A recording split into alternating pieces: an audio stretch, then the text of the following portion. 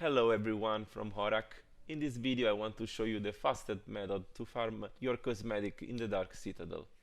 The only way to get them is from the new feature that came with Vessel of Hatred. In my opinion, those cosmetics are really nice, but most important, they are free. For those who haven't had the pleasure of trying it yet, I'll tell you briefly what it is, while the images of 3 runs that I want to show you scroll by. If you already know everything and just want to know how to quickly farm cosmetics, then skip to the second run, about 2 minutes and a half into the video. The Dark Citadel is an endgame cooperative PvE activity.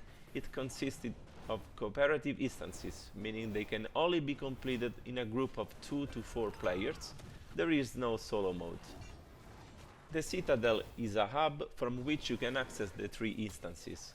The hub is practically a small city. It includes all the NPC except the one where to spend the obels, so there is also a waypoint, the statue for the difficulty level, and the vendor where to spend the Citadel currency.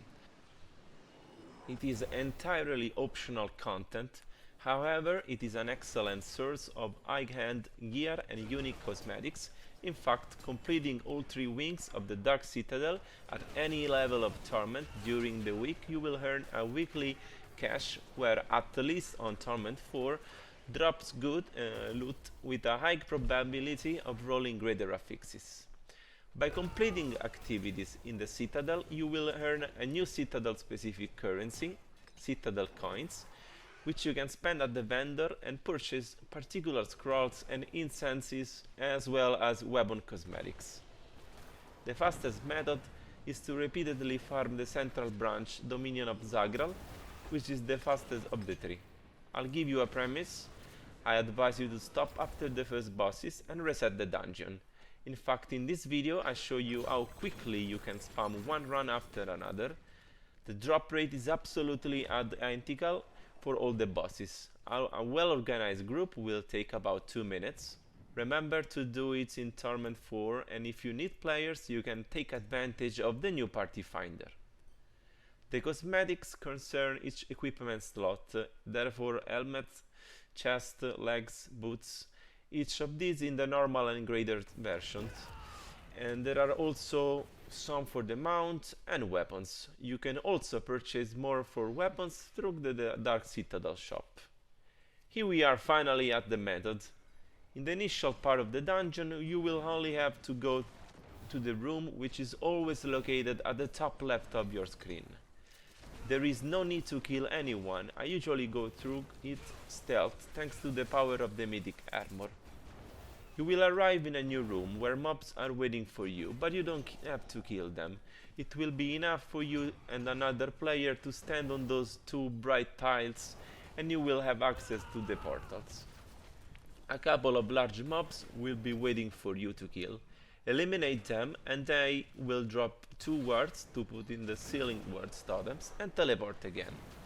Do the same in the other portal, even better if you are in a party of 4 and have split into 2 couples. Once this is done, start running again. If you do the short version of the run, then you can go directly to the exit, otherwise kill 1-2 mobs of the quest. The exit this time can be either top left or top right. I advise you to go to the center, turn left. If you see a hole, then it means that the exit will be on the right, otherwise proceed straight.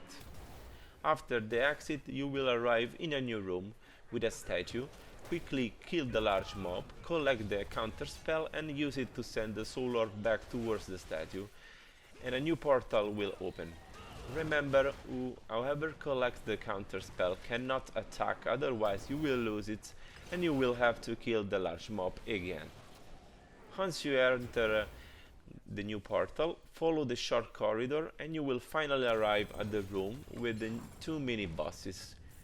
Here too there is the mechanic of killing the large mob, collecting the counter spell and using it to send the soul orb back to the sender.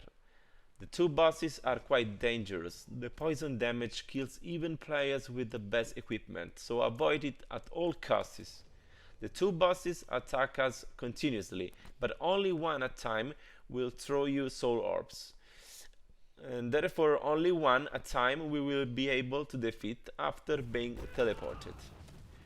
Once you have killed the bosses, enjoy the loot and cross your fingers for a nice cosmetics. The drop rate is really low. Then teleport to the city and reset.